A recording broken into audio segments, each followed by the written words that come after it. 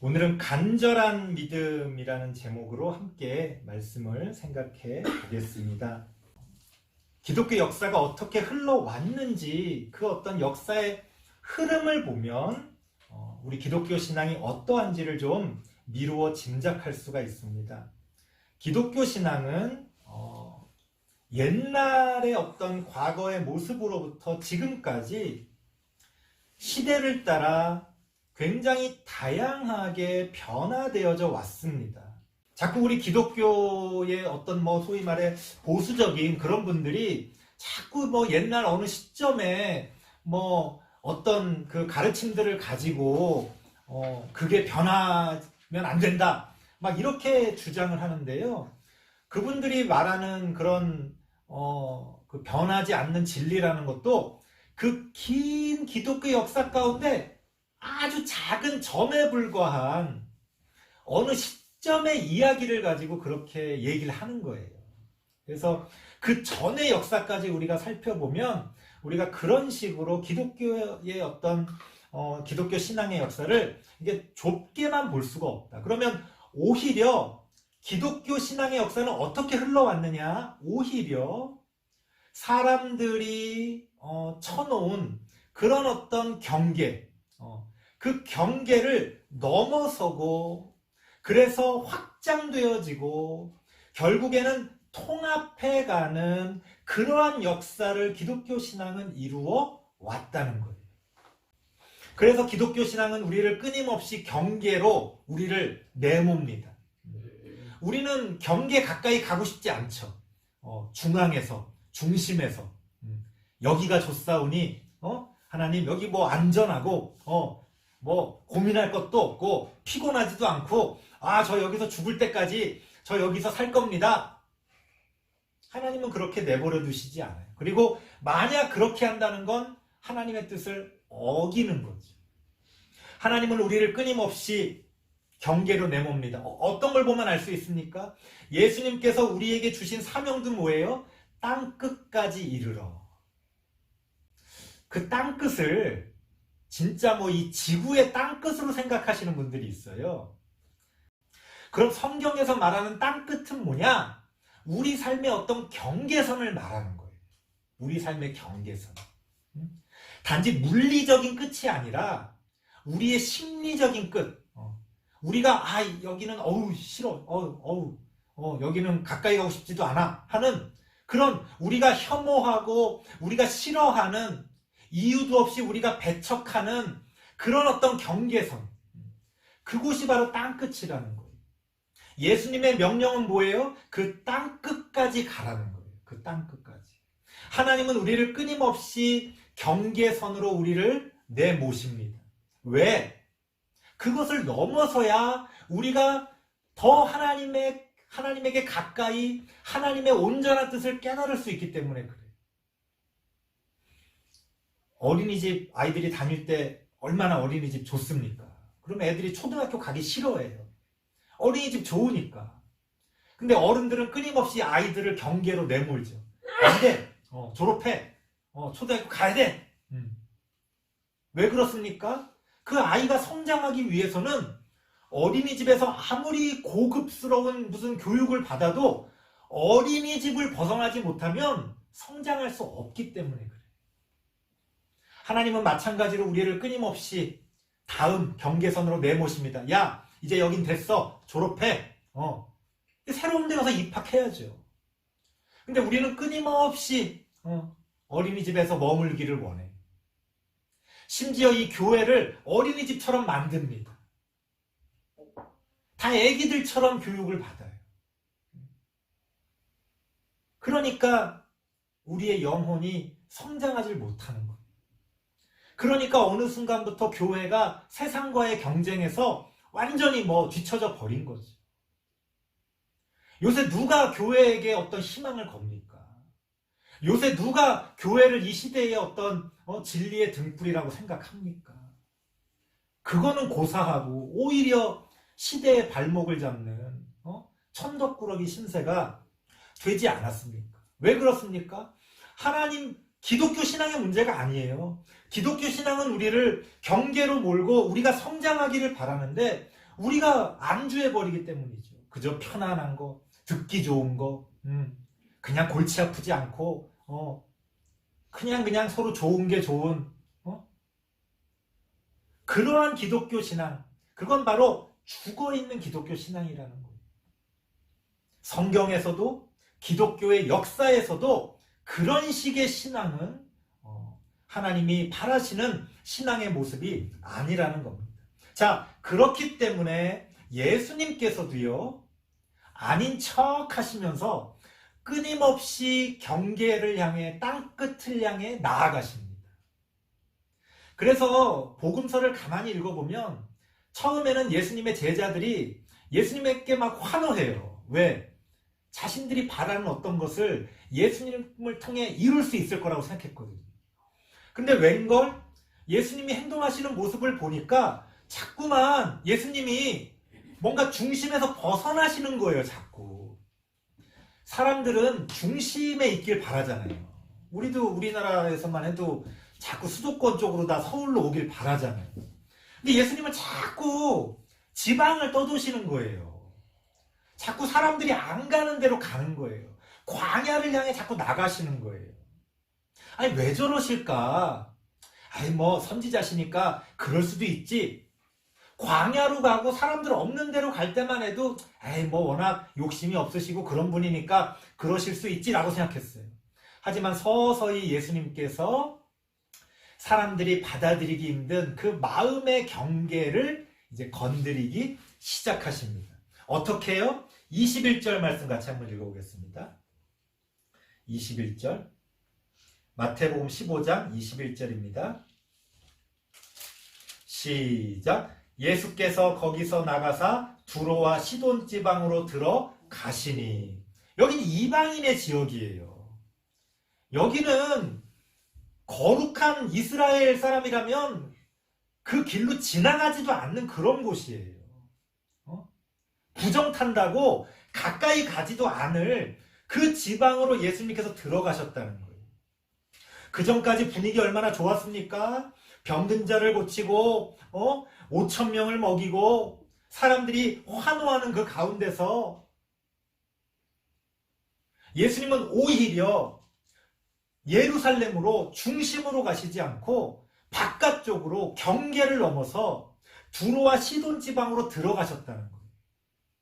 왜 그러셨을까? 예수님께서는 제자들이, 하나님의 백성들이 그 이방인의 지역을 넘어서서 나가기를 바라셨다는 거예요. 뭘 보면 알 수 있어요? 이때까지만 해도 제자들은 걸 이해하지 못했어요. 예수님이 왜 그러시는지. 사도행전에 가서야 예수님이 죽으시고 승천하시고 성령님이 오시고 그러고 나서야 아하, 이방인에게까지 복음을 전하고 저 땅끝까지 복음을 전하는 것이 우리의 사명이구나라는 것을 그제서야 깨닫습니다. 예수님을 따를 때만 해도 그저 이스라엘 왕국을 멋지게 세울 생각을 했지, 아유, 뭐 저기를 왜 굳이, 왜 저런 놈들과 우리가 굳이 안 보고 살면 되지, 우리가 왜 굳이 저것까지 저런 것까지 신경 쓰고 우리가 살아야 돼? 다들 그렇게 생각했어요. 하지만 예수님께서는 그것들을, 그 하나님의 뜻을 가르치시기 위해서 이렇게 몸소 제자들에게 이렇게 보여주셨다는 거예요. 하지만 사실은 처음부터 이렇게 얘기했으면 아마 아무도 받아들이지 못했을 거예요. 예수님께서는 조금씩 제자들이 깨달을 수 있도록, 사람들이 깨달을 수 있도록 자신의 삶 가운데서 하나님의 뜻을 보여주십니다. 그래서 이방인의 지역으로 들어가십니다. 자, 예수님이 이방인의 지역으로 들어갔지만 그것만으로 어떤 그 경계선이 무너지진 않는다는 거예요. 억지로 그 경계선을 내가 무너뜨린다고 해서 무너지는 게 아니라 밖에서뿐 아니라 그 경계선 안에서도 그것을 같이 무너뜨려야 이 경계선은 무너질 수가 있다는 거예요. 누가 등장합니까? 가나안 여자 한 명이 등장합니다. 22절 말씀 같이 한번 읽어보겠습니다. 22절 시작. 가나안 여자 하나가 그 지경에서 나와서 소리질러 이르되 주 다윗의 자손이여 나를 불쌍히 여기소서. 내 딸이 흉악하게 귀신 들렸나이다 하되. 자신의 딸이 귀신 들려서 아픈 그 어머니가 예수님에게 나아옵니다. 이건 자연스러운 모습이 아니에요. 여러분, 우리는 내가 중심이라고 생각하니까 그 경계를 넘어서면 그 경계 너머가 완전 변방이라고 생각해요. 그 경계 너머에 있는 사람들도 또 자신들만의 중심이 있습니다. 자신들만의 세계가 있어요. 무슨 얘기냐면 지금 이 가나안 여자가 자신의 딸이 귀신 들려서 아프다면 그 가나안에서 병을 고쳐주고 귀신 들린 그런 사람들을 고쳐주는 신전이 따로 있었어요. 중심에. 그러면 거기를 가는 게 정상이에요. 그런데 이 가나안 여자는 예수님의 소문을 듣고 그 지경에서 나와서 그 중심에서 벗어나서 그 자신의 중심을 벗어나서 경계로 온 예수님을 만나기 위해 자신의 또 중심을 벗어나서 또 경계로 왔다는 거예요. 그 경계선에서 이 여인은 예수님을 만나게 됩니다. 그렇게 역사가 놀라운 그 역사의 흐름들이 조금씩 그 물길이 바뀌어져 가는 거예요. 이 여인 한 명이 그렇게 역사의 물줄기를 아주 조금이지만 바꿔놓기 시작하는 겁니다. 오병이어의 기적도 마찬가지죠. 하나님이 그런 능력이 있으시지만 보리떡 5개와 물고기 2마리가 없다면 그런 기적이 일어날 수 없는 거예요. 하나님은요, 철저하게 사람을 사용하셔서 역사를 이루어 가시지 무슨 기적 같은 천사를 보내서 그런 식으로 초자연적으로 역사하시는 분이 아니에요. 성경에 나오는 모든 초자연적인 역사들은 어떤 역사적인 배경을 상징적으로 보여주는 거지, 하나님이 무슨 아무 때나 그냥 하늘에서 뭘 그냥 도깨비 방망이처럼 뚝딱 그냥 뭘 보내서 그렇게 문제를 해결해 주시는 그런 분이 아니라는 거예요. 하나님은 우리 가운데서 작은 힘들을 모아서 실질적으로 우리의 손과 우리의 힘을 통해 그렇게 하나님의 뜻을 이루어 가십니다. 그래서 이 여인과 예수님의 만남이 의미가 있는 거예요. 경계를 넘기 어려운 이유는 어떤 물리적인 이유 때문이 아니라 사실 우리의 마음의 선 때문이거든요. 하지만 이 여인은, 또 예수님은 그 마음의 선을 넘어설 줄 알았다는 거예요. 그렇게 경계를 넘어서는 기독교의 역사가 그렇게 그 경계에서, 그 변방에서 그렇게 일어난다는 거예요. 그래서 항상 성경의 역사도 마찬가지고 기독교 역사도 마찬가지입니다. 하나님의 그 역사가 중심에서 벌어지질 않아요. 항상 경계에서, 변방에서 하나님의 역사가 시작이 됩니다. 예수님의 탄생도 그렇잖아요. 그냥 예수님이 하나님의 아들이신데 왕궁에서 태어났으면 깔끔하잖아요. 논란의 여지가 없지 않습니까? 하나님이 그냥 왕궁에서 예수님을 태어나게 하셨으면 얼마나 깔끔해요, 모든 문제가. 근데 굳이 마국간에서 그냥 힘들게 그렇게 역사하시는 그런 하나님의 모습을 보면 하나님의 뜻이, 하나님이 어떤 식으로 일하시는지를 우리가 알 수 있다는 거지. 물론 이렇게 경계에서 이렇게 두 사람이 만났다고 해서 저절로 모든 문제가 해결되진 않습니다. 그건 시작에 불과하지. 자, 어떤 문제가 있습니까? 사실은 기존에 예수님뿐 아니라 예수님을 따르던 수많은 사람들은 그 받아들일 수가 없는 거 아니에요. 하나님조차도 끊임없이 사람을 설득합니다. 예수님도 마찬가지예요. 야, 내 말대로 해. 따로. 무슨 잔말이 많어. 시키는 대로 해. 성경에는 그런 식으로 하나님이 일하시질 않아요. 때로는 어리석은 사람들, 답답한 사람들을 끝까지 기다려주시면서 또 기회를 주시고 또 기회를 주시고 그렇게 하나님은 일하신다는 거예요. 예수님도 마찬가지입니다. 자신을 왕으로 따르는 사람들한테 야 이거 틀렸어. 이렇게 저렇게 이러면 되는데 그렇게 하지 않으세요. 심지어 말로라도 강요를 하지 않으십니다. 그들 스스로 깨닫고 변화되기를 바라신 거예요. 그래서 경계까지 왔지만 예수님의 제자들은 예수님이 왜 여기로 오셨지? 아 그냥 어디 저쪽 가시려는데 빨리 가려고 그러나? 아마 그렇게 생각했을 거예요. 왜냐하면 당시에도 어느 지방에서 다른 지방으로 갈 때 중간에 이방인의 지역이 있는 경우가 많았어요. 근데 예루살렘 그 이스라엘 사람들은 그걸 삥 돌아갑니다. 거기 지나가고 싶지 않아서. 그래서 정말 급할 때만 어쩔 수 없이 그 이방인의 지역을 가로질러서 그 길을 가는 경우가 있습니다.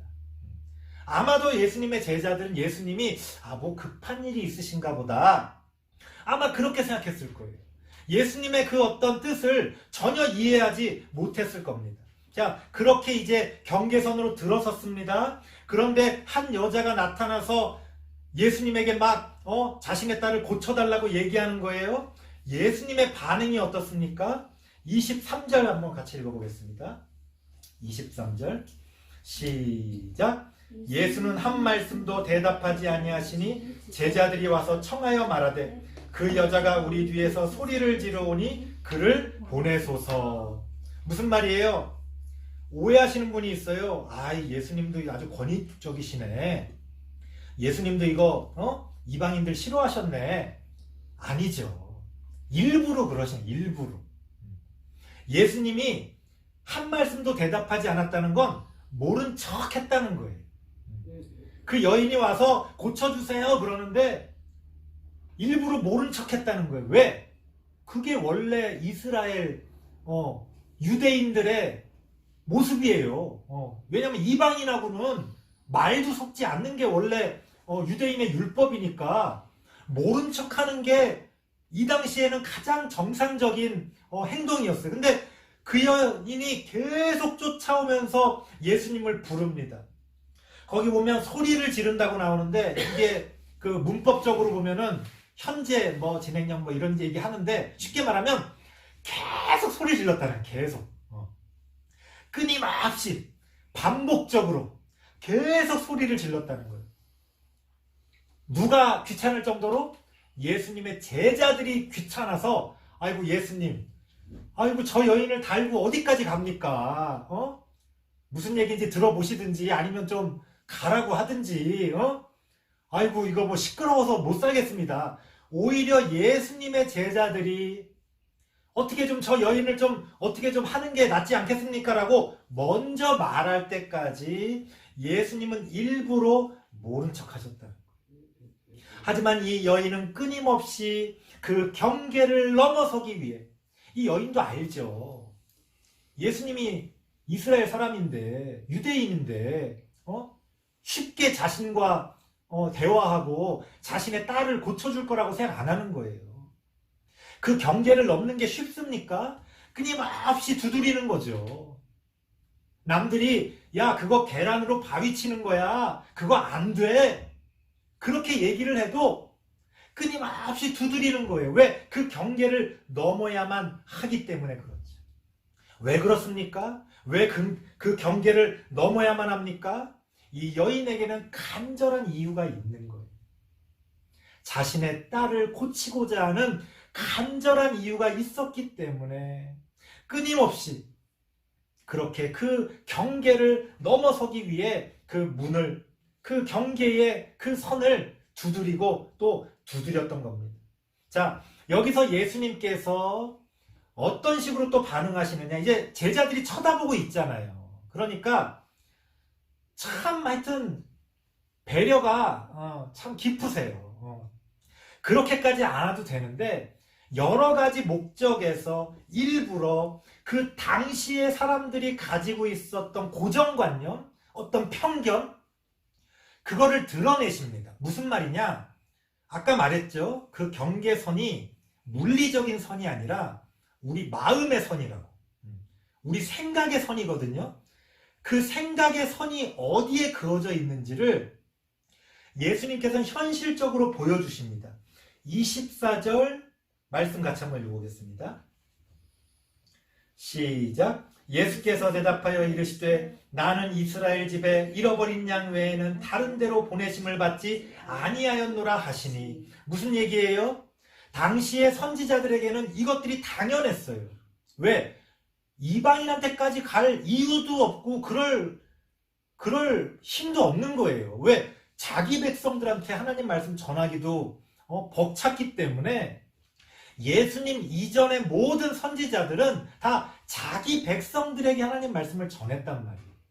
그러니까 자기 백성들 가운데 말 안 듣는 잃어버린 양들 그런 사람들에게 관심을 쏟았지 굳이 이방인들 지역까지 가서 이방인들에게까지 복음을 전할 그런 어떤 이유를 가지고 있지 못했어요. 그러니까 당시에 모든 이스라엘 사람들은 모든 유대인들은 맞아 당연해 아무리 좋은 게 있어도 뭐 그걸 이방인들한테까지 뭐 나누고 우리가 굳이 이방인들한테까지 갈 필요가 있어? 우리 안에서도 해야 될 게 많은데 이런 생각들 하는 거죠. 우리도 그렇잖아요. 우리도 뭐 해외에 뭐 이렇게 뭐 도와주고 그럴 때 우리도 힘든데 뭐 이런 얘기 하지 않습니까? 사실은 틀린 생각은 아니에요. 중요한 거는 하나님의 뜻이 기독교 역사의 흐름이 어디를 향하고 있냐는 거예요. 예수님이 오셨을 때는 이미 하나님의 뜻이 그 경계를 넘어서고 있었다는 거예요. 하지만 사람들은 그거를 이해하지 못했습니다. 그 시대가 바뀌고 있다는 거를, 시대가 바뀌어야만 한다는 거를, 그래야 자신들이 살 수 있다는 것을 이해하지 못했어요. 그저 옛날처럼 다윗 시대처럼 예수님이 왕이 되셔서 여기가 좋사오니 여기서 우리 왕국을 건설하고 살면 되지 않을까. 하지만 이미 당시의 시대는 그 주변의 나라들의 그 모든 정치적인 상황들이 예수님이 왕이 되셨어도 도저히 그 이스라엘을 유지할 수 없는 그 정도의 형편이었어요. 그래서 경계를 넘어설 수밖에 없는 그런 어떤 시대적인 상황이었다는 거예요. 하지만 사람들은 여전히 그 마음의 선이 어디 있습니까? 그 이스라엘이라고 하는 그 경계선을 넘어가지 못하고 있었어요. 예수님이 지금 그 말씀을 하시는 거예요. 하지만 그 이야기를 듣고도 여자는 뭐라고 이야기합니까? 끊임없이 예수님께 절하며 자신을 도와줄 것을 그렇게 부탁을 합니다. 예수님이 이번에는 그 여인을 시험하십니다. 이제 자신의 제자들한테는 그 너희들의 마음에 지금 이 선이 있지? 하고 보여주셨어요. 너희 생각은 지금 이렇지? 그러니까 제자들이 맞아. 그래 고쳐주는 건 아니지. 아무리 저 여인이 불쌍해도 우리가 그럴 상황은 아니야. 빨리 여기 지나가서 또 다른 사람들 도와줘야지. 예수님이 옳은 말 하셨네. 우리는 잃어버린 양을 찾아야지 이방인한테 가는 건 아니야. 이제 예수님께서 제자들 들으라고 그 말씀을 하신 다음에 이번에는 그 여인, 그 가나안 여자에게 그 여인이 들으라고, 어떻게 보면 그 여인을 시험하기 위해 이렇게 말씀하십니다. 26절 말씀 같이 읽어볼게요. 시작. 대답하여 이르시되 자녀의 떡을 취하여 개들에게 던짐이 마땅하지 아니하니라. 어떤 사람은 이거를 진짜 예수님의 그 뜻인 것처럼 생각해서 예수님이 이렇게 생각했지만 그 여인이 너무 간절하게 하니까 마지못해서 도와줬다, 고쳐줬다 이렇게 생각하시는 분이 있어요. 아니 우리 하나님이, 우리 예수님이 그런 분입니까? 말이 안 되죠. 일부러 그러죠. 일부러. 이 표현이 굉장히 모욕적이잖아요. 자녀의 떡을 취하여 개들에게 던진다. 굉장히 모욕적인 말인데 이게 무슨 말이냐면 당시에 아주 보수적인 이스라엘 사람들은 이런 식으로 생각했다는 거예요. 그 이방인들을 단지 이방인이 아니라 마치 개처럼 사람 취급을 하지 않았다는 거예요. 그리고 야, 너도 알지? 사람들이, 이스라엘 사람들이 너희들한테 뭐라 그러는지, 응? 그 여인의 마음이 어떠한지 마지막 시험을 하시는 거예요. 네 마음의 선은 어디에 있냐는 거예요. 너에 대해서 이렇게 혐오하고, 너를 모욕하고, 너에게 돌을 던지는 이 사람에게 그래도 너가 그 경계를 넘고 싶으냐? 마지막 질문을 하시는 거예요. 저 같았으면 돌아섭니다. 딸을 고치는 건 나중 문제고, 그런 모욕을 받고 어떻게 그런 모욕을 받고 그 자리에 있을 수 있겠어요? 자존심이 있지. 지금 예수님을 찾아서 여기 이 경계까지 올 정도라면요, 어쨌든 당시의 문화 가운데서는 예루살렘이 굉장히 그 역사의 그 중심에 있었기 때문에 이 여인은요, 굉장히 시대가 어떻게 돌아가는지를 아는 사람이었다는 거예요.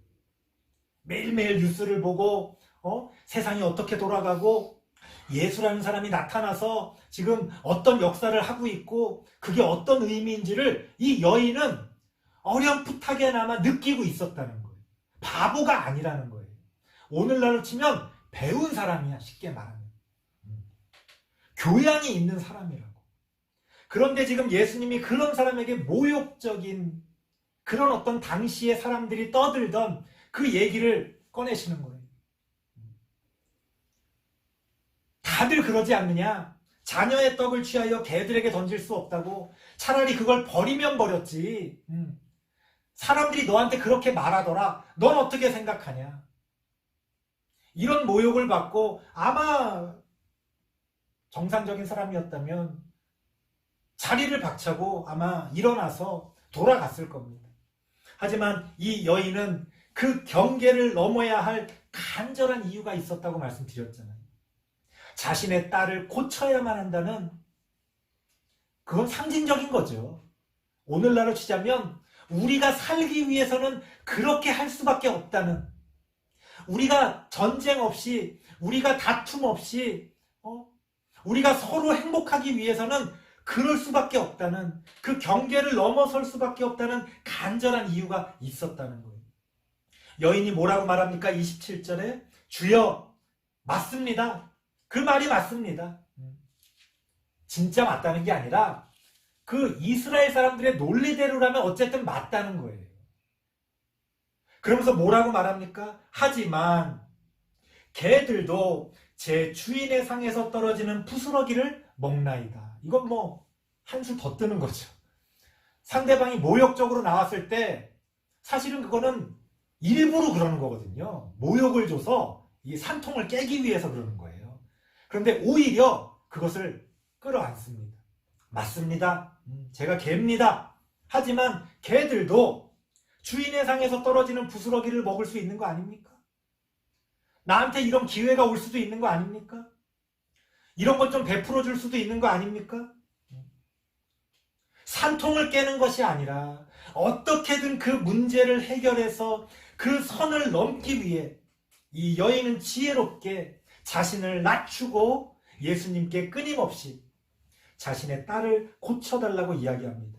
이것은요, 분명한 목적이 있는 사람만이 할 수 있는 행동이에요. 소명이 있는 사람이 할 수 있는 행동이에요. 그저 그거 좋은 일이니까, 그럼 좋지. 이런 생각만으로는요, 경계를 넘어설 수 없습니다. 간절한 이유가 있기 때문에. 정말로 그 경계를 넘어서야만 하는 절박한 목적이 있기 때문에 이렇게까지 자신을 낮출 수가 있는 거예요. 예수님께서는 뭐라고 말씀하십니까? 이제 그 여인을 인정해 주십니다. 28절 말씀 같이 한번 읽어보겠습니다. 시작. 이에 예수께서 대답하여 이르시되 여자여 내 믿음이 크도다. 내 소원대로 되리라 하시니 그때로부터 그의 딸이 나으니라. 아마 이 상황을 옆에서 지켜보던 예수님의 제자들도 두 손 두 발 다 들었을 거예요. 야, 인정. 내가 진짜 나도 평소에 이방인들하고는 상종 안 하고 이방인들한테 이런 도움을 줄 필요 없다고 내가 생각했을 텐데, 야, 이 여인은 내가 인정한다. 그런 거 있잖아요. 내가 직접 안 봤을 때는 무조건 싫다 그러고 안 된다 그래.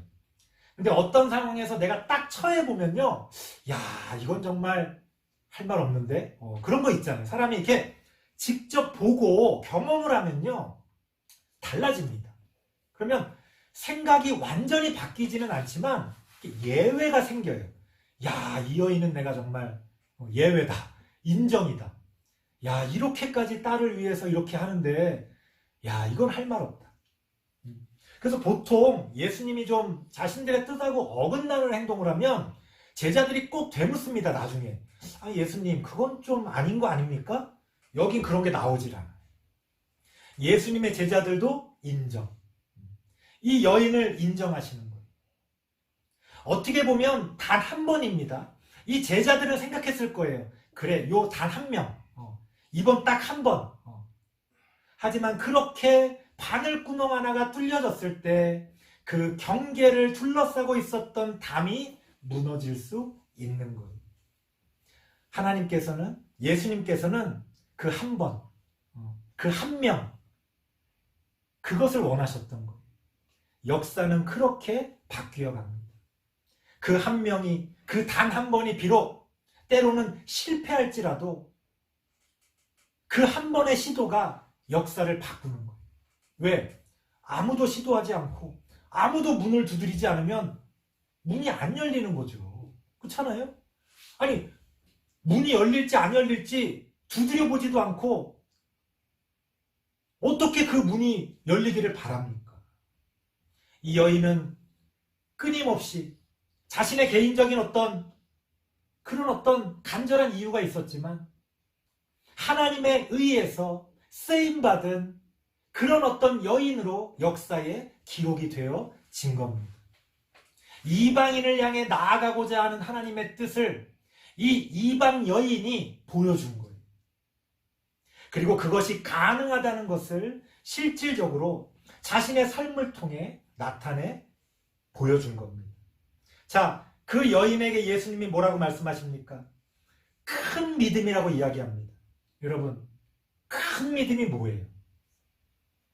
큰 믿음은요, 뭘 크게, 무슨 목적을 크게 잡아서 뭘 크게 교회를 짓고 크게 무슨 일을 하고 큰 단체를 만들고 큰 돈을 모아서, 이게 큰 믿음이 아니에요. 성경에서 말하는 큰 믿음은요, 간절한 믿음입니다.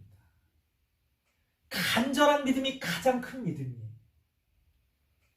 하나님은 그 간절한 믿음을 보시고 우리의 그 소원을 들어주시는 거예요. 그럴 때 있잖아요. 뭔가 막 어려운 상황에서 하나님 이것 좀 해주세요. 안 들어주시는 것 같아요. 그럼 이제 점점 간절해지죠. 이렇게. 그래서 하나님 요거라도 요거 정말 이걸 해주셔야 돼요. 근데 그걸 이로 들어주셔. 그럼 나중에 무슨 생각이 들어요? 에이씨, 처음부터 이거 들어달라고 할걸. 처음부터 10가지 들어달라고 할걸. 내가 괜히 한 가지만 기도해서 하나님이 한 가지만 들어주셨나? 아니에요. 10가지는 간절하질 않아. 10가지는 욕심이라는 걸 내가 알아.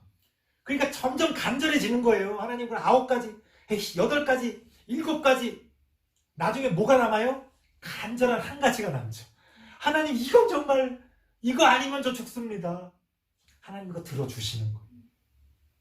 그러니까요, 정말 간절한 기도는 어떤 기도인 줄 알아요? 누가 기도하라고 말 안 해도 저절로 나오는 기도. 이건 간절한 기도죠. 뭘 기도를 해볼까 말까? 이건 아직 간절한 게 아니에요. 정말 간절한 믿음, 간절한 기도는 저절로 기도가 나오고 저절로 그것을 바라게 됩니다. 그것이 큰 믿음이라는 거예요. 간절한 믿음이 큰 믿음이라는 거예요. 오늘날 왜 우리 가운데 기적이 일어나지 않습니까? 우리가 별로 간절하지 않아요. 가진 게 너무 많아, 오늘날 우리가. 아쉬운 게 없다고요. 그러니까 오늘날 우리가 하는 거의 대부분의 기도가 욕심으로 기도하는 거예요. 되면 좋고 안 돼도 그렇게 큰일이 나지는 않는. 그러니까 우리 삶에 오늘날 기적이 벌어지질 않는 거예요. 하나님이 보시는 큰 믿음은 간절한 믿음입니다. 하나님이 이 여인에게서 보신 것은, 예수님이 이 여인에게서 보시고 칭찬하신 것은 그 간절한 믿음이에요. 그 간절한 믿음, 그 큰 믿음이 역사의 흐름을 바꾸는 놀라운 신앙의 기적들을 불러 일으킨다는 거예요.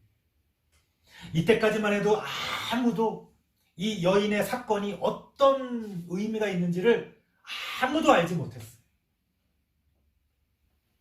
나중에 예수님이 십자가에서 죽으시고 승천하시고 성령님이 오시고 수많은 일들이 벌어지고 나서야 아하! 예수님이 그때 그 가나안 여인에게 말씀하시고 그 가나안 여인의 딸을 고쳐주신 것이 이런 의미가 있었구나. 나중에서야 제자들이 그것을 깨닫게 되고 이 성경을 기록하게 된 거라는 겁니다. 그렇게 하나님은 오늘도 기독교 신앙의 역사를 통해 우리가 경계를 넘어서기를 바라십니다. 단지 경계를 넘는 것이 목적이 아니라 우리의 삶을 확장하고 우리의 생각을 넓혀서 하나님이 만드신 이 세상의 모든 것들을 하나로 통합하기를 바라시는 거예요. 오죽하면 원수까지 사랑하라고 성경에 나오겠습니까? 원수를 사랑하는 건 도저히 있을 수 없는 거잖아요. 그것도 우리의 마음의 경계를 말씀하시는 거예요. 정말 원수를 사랑하라는 게 아니라, 원수를 어떻게 사랑합니까? 말도 안 되지. 원수를 사랑하기까지 과연 우리의 신앙이, 우리의 생각이, 우리의 삶이 그 경계를 향해 나아가고 있냐는 거예요. 사실 우리의 삶은 끊임없이 중심을 향해 나아갑니다. 우리의 시선이 항상 중심을 향해 있어요, 오늘날. 기독교인은 그래서는 안 된다는 거예요. 기독교인은 끊임없이 우리의 시선이 밖을 향해야 됩니다. 경계를 향해야 돼요. 그러니까 이 방향성만 생각하시면 돼요. 교회도 마찬가지입니다. 교회의 방향이, 교회의 가르침이, 교회의 모든 행사가 교회 중심을 향해 있다면 그건 잘못된 거예요.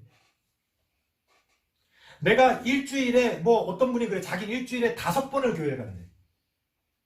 목사입니까? 목사도 그래서는 안 돼요. 우리의 삶의 시간과 방향과 목적이 교회를 향해 있으면 안 돼요. 교회 밖을 향해 있어야지. 왜? 교회의 목적이 그거니까. 우리의 기독교 신앙의 생각이 맨날 성경만 보고 찬송만 부르고 그게 아니라는 거예요. 오히려 이 세상을 향해 있어야 됩니다. 이 세상의 문화 가운데서 어떻게 하나님의 뜻을 이루어갈 수 있을지. 성경 이야기만 한다고 그게 진리가 아니에요. 찬송가만 부른다고 그게 거룩한 게 아니에요.